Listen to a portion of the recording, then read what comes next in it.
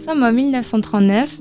Alia et Angela, 14 ans, sont meilleures amies et dans la même classe. Elles n'ont jamais rencontré la famille de l'autre et elles ne savent pas pourquoi. Comme Angela ne savait pas pourquoi elle devait porter une étoile et non Alia, mais elles ne se sont jamais posé de questions. Nous voilà le 1er septembre 1939. Je m'apprête à sortir de chez moi quand tout à coup, des soldats allemands sont arrivés en furie. Arrêtez tout ce que vous alliez faire et venez avec nous, c'est un ordre. Je regarde mes parents, apeurés, quand ma mère s'adresse à moi. Angela, ma chérie, fais ce que le soldat dit, s'il te plaît. D'accord, maman. Avec mes parents, on suit le soldat jusqu'à un camion. 2 heures plus tard, on arrive vers un wagon avec plein d'autres personnes portant la même étoile que nous. Maintenant, vous montez dans le wagon et vous la fermez. Maman, pourquoi ils ont l'air énervés, les soldats ? Ne t'en fais pas, ma chérie, tout va bien se passer. Une fois entrés dans le wagon, les soldats allemands ferment la porte sans rien nous dire de plus. Nous étions si serrés que j'avais du mal à respirer. 3 heures plus tard, nous n'avions toujours pas mangé ni arrêté le wagon. Les gens ont commencé à faire pipi sur le sol. C'était une infection. Nous avons commencé à paniquer et nous énerver.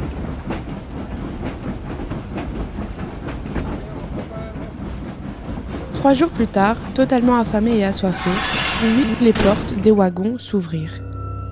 Des soldats allemands nous attendaient, mais ne disaient rien, comme si nous devions choisir un côté du wagon. Je pars du côté droit avec ma famille. Arrivé à une entrée avec écrit Auschwitz Arbeit macht frei, le travail rend libre. Mais où sommes-nous ? Un soldat allemand prend la parole. Les hommes à gauche et les femmes à droite, les gosses tout au fond. On fait ce qu'ils disent. Je suis donc séparée de mes parents, seule avec des enfants que je ne connais pas. D'un coup, le soldat SS nous sépare pour mettre d'un côté les enfants en bonne santé et de l'autre ceux en mauvaise santé. On nous place en file indienne. Quand vient mon tour, je m'assois sur le tabouret et je sens qu'on me rase la tête. J'ai horreur qu'on touche à mes cheveux, mais je n'ose rien dire par peur des conséquences. Une fois ceci fait, on se dirige vers une pièce vide. Une par une, vous allez nous suivre. Une jeune femme d'à peine 18 ans y va et on l'entend crier. Je commence à paniquer et repense aux paroles de ma maman. Maman, j'ai peur. Ne t'en fais pas, chérie, tout va bien se passer. 10 minutes plus tard, la fille avant moi était déjà partie depuis 5 minutes quand le garde SS revient. À ton tour. Je la suis alors jusqu'à une pièce avec un homme qui tient une aiguille et un cachet pour tamponner. Je m'assois sur le tabouret. Donne-moi ton bras, tout de suite. Je lui donne mon bras. Il appuie si fort avec son tampon que quand il le retire, les chiffres 1967 étaient marqués sur mon bras. Si tu cries, tu souffriras encore plus, donc tais-toi. Je ne comprends que lorsque son aiguille trace les signes sur mon bras. Ensuite, je rejoins les autres dans la pièce d'à côté. Maintenant, enlevez vos vêtements et mettez ceux-là. Une fois habillés d'un pyjama à rayures et de vieilles chaussures pourries, nous nous dirigeons vers une porte. Encore. Maintenant, allez par là. J'entre dans la pièce et je vois qu'elle mène dans une cour avec des barrières et des gardes de tous les côtés. Les gardes nous crient dessus pour qu'on fasse les tâches qu'ils nous donnent. J'espère qu'Alia va bien. Du côté d'Alia. Je me préparais à aller à l'école quand mon père m'appelle. Alia, prépare tes affaires, on déménage. Quoi ? Mais pourquoi ? Et Angela ? Mais qui est cette Angela à la fin ? À chaque fois, Angela par-ci, Angela par-là. Et ensuite, tu n'as rien à dire car c'est pour mon travail. Le Führer m'a donné une augmentation. Je ne dis rien de plus car je sais de quoi mon père est capable. 15 minutes après avoir vidé ma chambre, je pars dans la voiture rejoindre ma mère. Nous voilà en route depuis plus d'1 heure quand on arrive devant une maison isolée, sans voisins et avec de grands murs comme pour la protéger. Là-bas, nous attend une dizaine de soldats. Je ne sais pas pourquoi, mais je sentais que quelque chose allait arriver. Peut-être à cause du regard de ma mère. Enfin, soit. Je monte dans ma nouvelle chambre où une servante range déjà mes affaires. Je regarde par la fenêtre quand je vois une sorte de ferme. Ils ont peut-être des enfants, je pourrais me faire des amis. J'ai aidé ma mère avec la verrerie quand une idée me vient en tête. Maman, pourrais-je aller voir les enfants de la ferme ? Où as-tu vu une ferme ? Par la fenêtre. C'est hors de question. Tout à coup, un vieil homme en pyjama arrive. Il porte un sac de légumes. Je vois le regard de ma mère changer, comme si elle avait peur. Il semble si épuisé, le pauvre. Ma mère prend alors la parole. Posez les légumes là-bas. Alia, monte dans ta chambre. Dès demain, tu auras cours à la maison, donc tu vas faire tes devoirs. Je monte dans ma chambre et fais mes devoirs. Mais j'entends mes parents se disputer, donc j'arrête et fais des puzzles. Cela faisait plus d'une heure que je n'entendais plus rien. Je décide alors de descendre voir ce que mes parents faisaient. Depuis les escaliers, je vois mon père en réunion. Je me cache dans le placard pour essayer d'écouter et peut-être comprendre ce qu'il se passe. Mon père prit la parole. Chers collègues, vous savez pourquoi nous sommes ici. Le Führer nous a rapporté des informations sur ces sales juifs qui essaient de régner sur nous comme sur la terre entière. Nous les avons aidés et eux nous attaquent par derrière. Ils sont en réunion avec les États-Unis, l'URSS et l'Angleterre. Ils complotent et pour cela que nous devons agir. Nous avons donc créé des camps où ils seront en paix, qui sont en réalité des camps d'extermination. Nous attirons les juifs là-bas en leur disant que c'est un lieu où ils seront en sécurité. Quelle est la démarche à suivre ? Quand les wagons arriveront au camp, vous séparez les hommes, les femmes, les garçons et les filles. Ensuite, ceux en mauvaise santé vont direction les douches. Première étape, vous leur rasez la tête. Deuxième étape, vous faites leur tatouage. Troisième étape, vous les mettez en pyjama et récupérez leurs affaires. Ensuite, direction la cour. Pour le reste, je vous enverrai une lettre. D'accord, au revoir.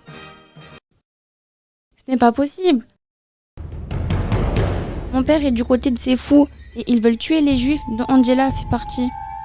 C'est pour ça qu'on ne pouvait pas se voir en dehors de l'école et qu'elle portait cette fichue étoile. Je comprends mieux pourquoi on a dû déménager. Angela est en danger et je dois l'aider. Mais je n'ai aucune idée de l'endroit où elle est. J'ai entendu ma mère dire que l'homme de la cuisine était un juif et qu'il portait un pyjama à rayures comme les fermiers. Ce sont en fait des juifs et cette ferme est un camp, comme l'a dit mon père pendant sa réunion. Il faut que je trouve une idée pour sauver Angela, mais laquelle ? Je cours voir s'il n'y a pas de sortie. Il faut que je me rapproche du camp pour en savoir plus. Je suis dans ce qui ressemble à un garage et y vois une fenêtre. Je pense que c'est la seule sortie car devant le portail, il y a trop de soldats. Tant pis, je sors par cette fenêtre et atterris dehors. Je cours jusqu'au camp en prenant avec moi de quoi manger et boire. J'espère qu'Angela va bien. Du côté d'Angela. Ça faisait une semaine que je n'avais pas bu ni mangé à ma faim. On était obligés de faire des tâches plus épuisantes les unes que les autres et j'avais tellement maigri que j'avais la peau sur les os. Quand je suis entrée dans cette cour, j'ai été séparée de mes parents et depuis je ne les ai plus vus une seule fois.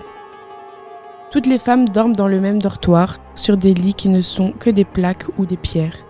Nous sommes 8 à dormir sur un seul. Les toilettes, on ne peut y aller qu'une fois par jour. Nous ne mangeons qu'un pain par jour. J'avais tellement faim. Caché pour reprendre mon souffle derrière un chariot, je suis en face des grillages électriques. Tout à coup, je vois une jeune fille courir vers le camp. Plus je la regarde et plus je la reconnais. C'est Alia. Mais qu'est-ce qu'elle fait là ? Du côté d'Alia. Je courais vers ce camp quand je vois une fille, enfin, je suppose, car la personne n'a plus de cheveux et elle est très maigre. Plus j'avance et plus je distingue Angela. Quand j'arrive à elle, je vois à sa tête qu'elle va mal. Du côté d'Angela. Alia, qu'est-ce que tu fais là ? Pars avant qu'on ne te voie. Non, Angela, ils veulent vous tuer, je dois te sauver. Alia, s'il te plaît. Je n'ai pas le temps de finir ma phrase, que mon ventre gargouille et je pense qu'Alia l'a entendu aussi car elle se met à rire. Je savais que tu devais avoir faim, donc je t'ai apporté ceci. Elle se met à fouiller dans son sac avant de sortir une bouteille d'eau, une barre de chocolat et 3 croissants. On se met à discuter pendant 10 minutes quand Alia prend la parole. Je vais devoir y aller, ma mère va se douter de quelque chose. Est-ce que demain tu peux revenir au même endroit s'il te plaît ? Alia, non, ne reviens pas s'il te plaît.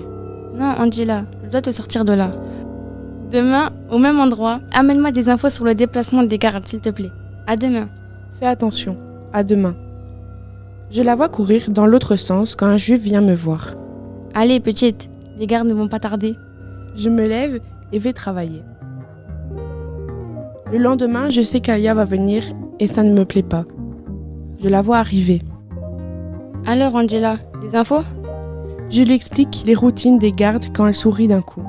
Nickel Angela, on va te sortir de là, tu vas voir. On y est presque. Et tiens, à manger et à boire. Merci. Comment comptes-tu t'y prendre? C'est simple, mais je ne te le dis pas maintenant, car je n'ai pas toutes les infos de mon côté. Bon, il faut que j'y aille. Bisous. Je la vois partir et je m'inquiète vraiment pour elle, mais je lui fais confiance. Du côté d'Alia. Ça y est, le plan sauver Angela avance. Je monte dans ma chambre et vérifie que tout le monde est occupé. Une fois certaine, je sors mes lettres de mon oreiller et commence à écrire à mon amie qui habite en Russie. Peut-être qu'elle pourra m'aider car son père est soldat. Une fois cela fait, je mets mon courrier dans le bac, lettre à envoyer et je pars dormir. Nous voilà le 2 novembre. Entre-temps, j'avais rendu visite à Angela plusieurs fois sans que mes parents ne me surprennent. Au moment où je descendais voir mes parents, mon père m'appelle. Alia, viens ici. Oui? Tu as reçu une lettre de Paulina? Ah oui, je lui avais écrit. Je suis content que tu lui parles encore. Je remonte avec la lettre. Bien évidemment, mon père n'est pas au courant du poste de Paulina. Sinon, il ne me laisserait pas lui écrire, car je pacte avec l'ennemi. Arrivé dans ma chambre, j'ouvre la lettre de Paulina. Bonjour Alia, j'ai bien reçu ta lettre et j'en ai parlé à mon père. Faisant partie de l'URSS, plus précisément l'armée rouge, mon père peut t'apporter son aide afin de sauver ta meilleure amie. Le plan est le suivant. On va envoyer des centaines de soldats russes au camp, mais le trajet va être assez long. Nos soldats seront armés de la tête aux pieds. Ils seront les meilleurs de leurs armées, pour plus de chances de notre côté. Il y aura un camion rempli de nourriture, boissons, médicaments et soins. Arrivés là-bas, les soldats SS seront distraits par moi du côté droit et par toi du côté gauche. Mon père ira exécuter son plan de son côté. Ensuite, nous irons libérer les enfants, moi les garçons et toi les filles, pour les emmener jusqu'au fourgon. Voilà notre plan. Nous sommes déjà en route. Ça présente le 27 janvier 1945 là-bas. Je suis super heureuse. Angela va être sauvée. Je pars me coucher avec cette bonne nouvelle qui me réchauffe le cœur. Nous y voilà, le 27 janvier 1945. J'étais en train de m'habiller quand j'entendis ma mère aller se coucher. Une fois certaine qu'elle dort, je sors de la maison et me dirige vers un garage pour sortir par la fenêtre et courir jusqu'au camp. Une fois là-bas, je me cache en entendant l'arrivée de Paulina. 10 minutes plus tard, je les vois arriver et vais vers eux. Le plan était en marche. Nous avions distrait les cas pour que les soldats s'infiltrent et me voilà en train de courir aller sauver Angela. Une fois arrivée, je libère tout le monde et vois Angela à terre, complètement raide. Je panique alors et cours vers elle. Elle ne bouge plus mais n'est pas morte, seulement quasi évanouie. Je la relève, passe son bras autour de mon cou et me mets à courir car les coups de feu étaient proches. Je cours à en perdre le souffle, surtout avec Angela qui s'était complètement évanouie. Une fois arrivé au camion, tous les juifs montent quand Paulina me crie dessus. « Alia, dépêche-toi !» Nous étions arrivés au camion où se trouvaient les soldats, dont le père de Paulina. Je remercie alors du plus profond de mon cœur. Nous soignons et nourrissions ceux dont le besoin, dont Angela qui s'était réveillée.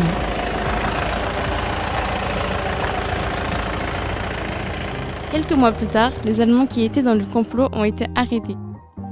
On a aussi appris que Hitler se serait enlevé la vie. Les Juifs ont retrouvé une vie normale ainsi que moi-même, qui vit avec ma mère et Angela. Nous n'avons pas retrouvé ses parents. Nous étions heureuses ainsi, bien que mon père ne fit plus partie de notre famille à cause de ses actes. Et voilà les enfants, voilà comment moi, votre grand-mère et votre marraine avons survécu à la Deuxième Guerre mondiale. Waouh, vous êtes des guerrières. Et à la suite de cette remarque, nous partions dans un rire infini, quand Angela prit la parole. Oui, Paulina, nous sommes des guerrières, avec une amitié inattendue.